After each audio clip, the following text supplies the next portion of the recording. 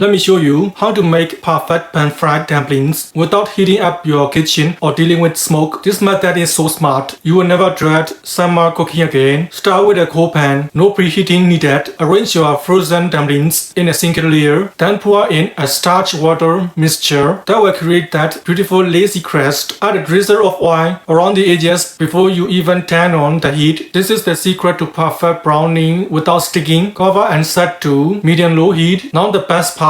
Walk away. Seriously, go watch a video while the magic happens. While the liquid is almost absorbed, pour beaten eggs around the edges if you want that extra golden goodness. The steam does all the work, gently cooking the dumplings while creating that incredible crisp bottom. Finish with toasted sesame seeds for the professional touch. What you get is restaurant quality dumplings with multiple textures, tender tops, juicy filling, and that signature crisp crust, all without breaking a sweat. This isn't just cooking. It's summer survival, cool kitchen, no smoke, and a meal that looks like you spend hours instead of minutes.